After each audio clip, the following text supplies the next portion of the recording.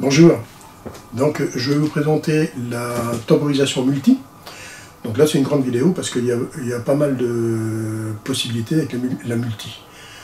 Donc je vais faire assez vite, mais il faut prendre le temps quand même pour le faire. Allez, on commence. Donc voici une temporisation multi-usage. C'est une temporisation qui est demandée par un internaute. Donc ici vous avez un interrupteur où vous réglez le temps.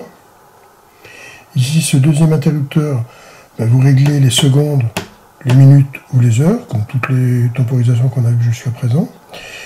Et le troisième, là, c'est la fonction multi-usage. Alors, on a plusieurs phases qui vont se créer. On va les essayer une par une pour voir un peu ce que ça donne.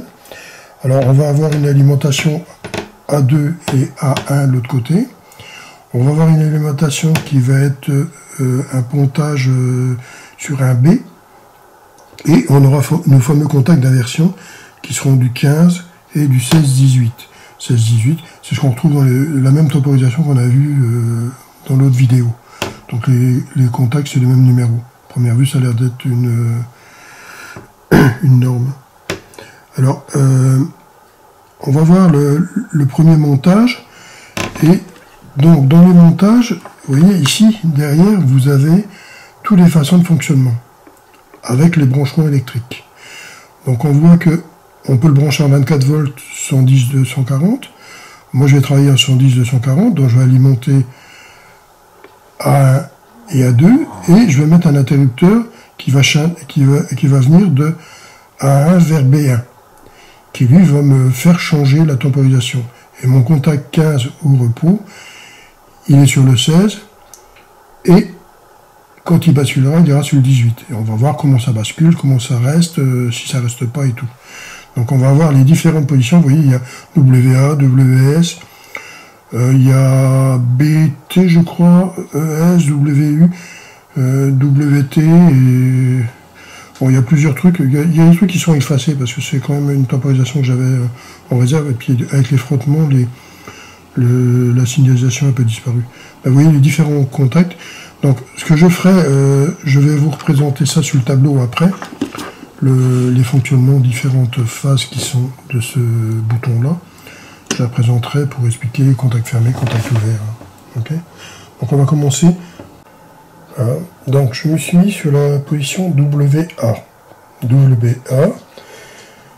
Et je laisse 4 secondes ici à peu près.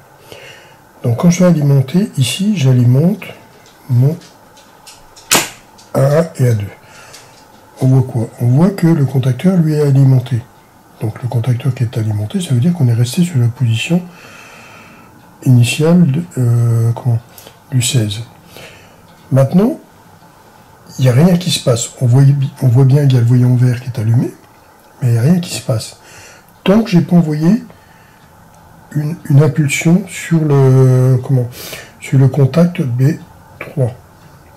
Alors qu'est-ce que je vais faire maintenant? J'appuie sur B3 et je vais rester dessus. J'appuie et j'envoie une impulsion sur B3 et je reste appuyé.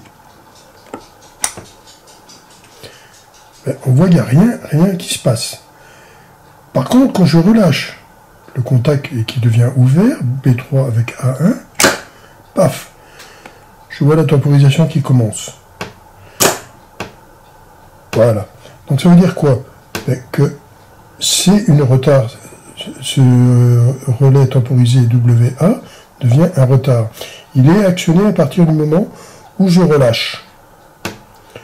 Il ne bascule pas de contact, mais il va relâcher, il va basculer le contact quand j'ai relâché, et la temporisation se met à compter, il revient sur sa position. Alors, on pourrait employer ça pour quoi? Par exemple, pour un convecteur avec une résistance à l'intérieur, ou même un groupe de pulsions avec des résistances, et quand tout s'arrête, qu'on laisse la ventilation tourner encore un peu, pendant un certain temps, pour évacuer la chaleur, pour pas qu'on déclenche en thermique des résistances. Enfin, le thermique des résistances qui se trouve près des résistances à l'intérieur, qui évite qu'on monte trop en chaleur. Voilà. Une sécurité haute température, comme il y a dans toutes les résistances maintenant. Ça, c'est WA. Quand on veut lire sur le diagramme, maintenant, WA, Bon, ça correspond à quoi le diagramme ici? Donc on a ça, on a ça, on a ça et on a ça. Ça c'est notre diagramme. Cette partie-là, on peut, des fois c'est marqué U, UT, SR. SR c'est sûr, UT c'est sûr, U beaucoup moins. Donc U c'est quoi? C'est l'alimentation A1, A2. C'est l'alimentation d'un A2. Donc elle est en continu ici. La LED, on la voit ici, elle est allumée, elle clignote, elle est de nouveau allumée, et elle clignote. S c'est quoi? C'est l'impulsion, S. Quand j'appuie sur le bouton, j'ai relâché, j'appuie sur le bouton, j'ai relâché, j'appuie sur le bouton. Donc ça c'est la fameuse impulsion. R c'est quoi? C'est le fameux contact qui va basculer de 15-16 à 15-18. Alors comment ça va fonctionner? Quand on lit ce diagramme-là ici, c'est quoi? J'alimente U. Ici, la LED, elle est allumée. Le contact, il est en position... Enfin, S, le contact de S n'est pas actionné. Enfin, il est actionné, je veux dire, j'appuie dessus. Le contact S, j'appuie dessus. Quand j'appuie dessus, il n'y a rien qui se passe. Ça n'inverse pas. Par contre, quand je vais relâcher, je relâche S, hop, le contact il bascule directement. Et il se temporise. Donc là, c'est 4 secondes que j'avais réglé. Donc pendant 4 secondes, il va rester en position 18. Ici, le contact va basculer en 18. Quand il va arriver à cette position-là, paf, de nouveau, il va s'ouvrir. Si je rappuie de nouveau, hop, je rebascule ici de nouveau 4 secondes et on est parti. Donc à chaque fois que je vais appuyer, il va se passer quoi? Le contact va basculer en 18. Il va rester pendant 4 secondes sur le contact 18, et après 4 secondes, il revient de nouveau sur le 16. Là, ce qui se passe avec WA. Voilà, de nouveau avec cet interrupteur-là, je l'ai basculé en ES maintenant. ES, c'est quoi? Ben, on va voir ce qui se passe. Quand j'alimente ici, je vois que la temporisation est allumée, donc elle est alimentée en A1, A2, et que mon contact est resté sur la position de départ. Donc le contacteur, lui, celui-ci est alimenté. Ben, l'autre n'est pas alimenté. Lui, elle, c'est l'inverseur. Quand on va inverser, ça s'éteint et ça s'allume. Donc maintenant, j'appuie sur l'interrupteur qui va me chanter A1. Donc ici, j'ai la temporisation qui s'est mise en route et j'ai basculé. Mais je dois rester le contact fermé. Si je lâche le contact, paf, je reviens directement à 0. Donc maintenant, vous voyez, je vais envoyer une impulsion. Mais ça n'a pas parti. Il faut que je reste dessus pour que l'impulsion soit. Donc le contact doit rester fermé. Voilà, et c'est parti. Donc ça, c'est un contact donc qui va... Je vais chanter les B3 et A1. Et en chantant B3 et A1, je vais enclencher la temporisation. Et il faudra que je reste chanté pour que la temporisation fasse tout son temps. Quand elle a fini son temps, si je relâche, ça revient à 0. Autrement, ça restera sur la lampe allumée et le contacteur. Tant que je n'ai pas relâché et que je n'ai pas ouvert A1, B3. Diagramme ES, donc on retrouve U, c'est A1. On retrouve UT, la LED, ici. On retrouve S, le contact d'impulsion, et R, le contact qui bascule. Alors comment elle fonctionne avec la fonction ES? J'alimente A1, A2, j'ai la LED qui est allumée. Dès que j'appuie sur l'interrupteur S, ça clignote. Et quand ça clignote, au bout des 4 secondes, ça bascule sur le 18. Et ça restera sur le 18. Donc je reste appuyé. Si je relâche, ça revient d'office sur la position 16. Voilà comment ça fonctionne. Ça c'est ES. Là, de nouveau, je suis en BP. Et en BP, donc je vais alimenter. J'alimente. Dès que je vais alimenter à 1 à 2, je vais avoir une temporisation de 4 secondes. Ça va changer de position. Et 4 secondes après, encore de nouveau, ça change de position. 4 secondes après, ça change de position. Donc ça va basculer entre le 16 et le 18. 4 secondes, 4 secondes, 4 secondes. Voilà, on est parti. Donc 1, 2, 3, 4, ça va basculer. Voilà, ça bascule de nouveau, ça va basculer de nouveau, vous voyez, c'est temporisé, hop, et c'est reparti de nouveau pour repartir de l'autre côté. C'est sans arrêt d'un côté à l'autre. Donc on pourrait faire des injections ici. Quand je suis sur BP cette fois-ci, qu'est-ce que j'ai? J'alimente 1 à 2, je reste alimenté. Pendant que je reste alimenté, qu'est-ce que j'ai? Ici le contact est sur le 16, il est dans la position ici. Au bout de 4 secondes, il passe sur le 18. 4 secondes après, il repasse sur le 16. 4 secondes après, et ainsi de suite. Il fait 4 secondes, 4 secondes, 4 secondes, 4 secondes. Donc la temporisation est activée pendant tout le temps. Voilà donc BP. Ici, j'ai basculé en WT. Et en WT, qu'est-ce qui se passe? Quand je vais alimenter, je vais basculer directement. Vous allez voir, le voyant va s'allumer. Je vais passer de 16 à 18 directement. Paf. Et là, ça reste là, ça ne bouge pas. Donc, tant que je n'ai pas envoyé une impulsion ici, avec mon petit interrupteur ici, j'envoie juste une impulsion. Paf. La temporisation s'est mise en route et on va basculer de l'autre côté. Voilà. Et là, je reste sur cette position-là. Donc, je peux très bien rester là et basculer là. Voilà comment ça se passe. Tant que je n'ai pas envoyé l'impulsion. WT. Donc, j'alimente à 1. Dès que j'alimente à 1, à 2, qu'est-ce qui se passe? La temporisation se met en route. Et je bascule directement en 18.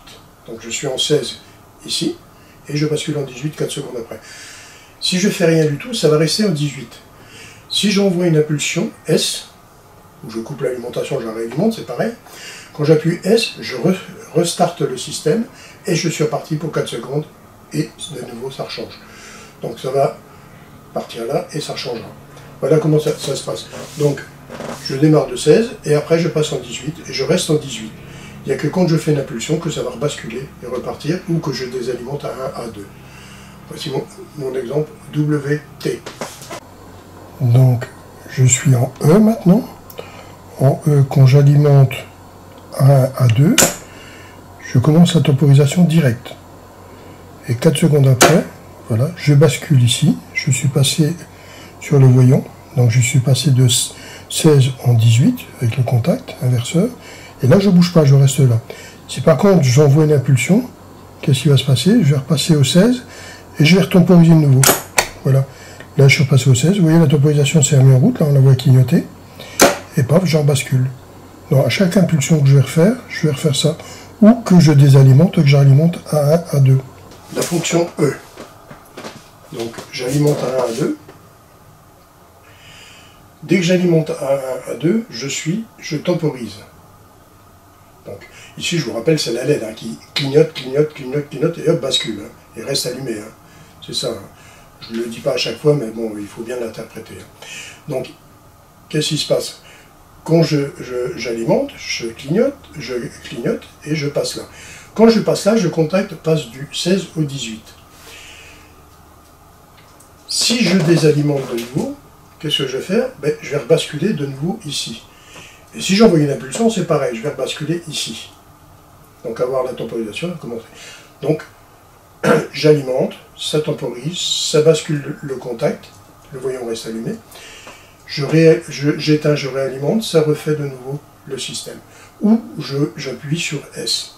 Donc le contact ici, qui va me basculer, me faire comme si que je resettais. C'est comme un reset. Ça va? Voilà. E. WS. Donc WS, qu'est-ce que je vais faire? Je vais alimenter à 1, à 2. Là, le contact ici reste en 16 et ma temporisation n'est pas activée. Elle est juste passante tout bêtement. Dès que j'envoie une impulsion, je vais basculer directement sur la lampe. Voilà, je bascule directement sur le 18 et là la temporisation se met en route pour rebasculer aussitôt sur le 18. Donc j'alimente à 1, à 2, je ne bouge pas. Dès que j'envoie une impulsion sur le B3, qu'est-ce qui va se passer? Je bascule directement sur la lampe et elle va temporiser 4 secondes et revenir sur sa position initiale. WS. Alors, WS, U, j'alimente U, donc A1, A2. La LED, elle est allumée. Tant que je n'ai pas envoyé l'impulsion sur S, la temporisation ne se met pas en route. Dès que j'envoie une impulsion sur S, je compte 4 secondes. Donc, dès que j'envoie l'impulsion sur S, je bascule sur le contact 18, directement. Dès que j'appuie dessus, ça bascule sur 18, et ça temporise 4 secondes, et ça revient de nouveau sur 16 au bout de 4 secondes. Donc, il faut que je réappuie pour que ça bascule directement 4 secondes, et ça revient, ainsi de suite. Donc voilà, WS. Donc voici la temporisation sur WU. Donc ici, j'ai alimenté A1 et A2. Je suis sur sur la position du 15-16, donc le contact. Donc le contacteur, lui, est alimenté. Maintenant, je vais faire une impulsion de B3 à 1. Là, quand j'appuie, rien se passe. Là, vous voyez, je suis appuyé. Par contre, quand je vais relâcher, j'ai la temporisation qui se met en route et on bascule. Donc, dès que la temporisation a fini, elle bascule sur le voyant et rebascule sur le contacteur.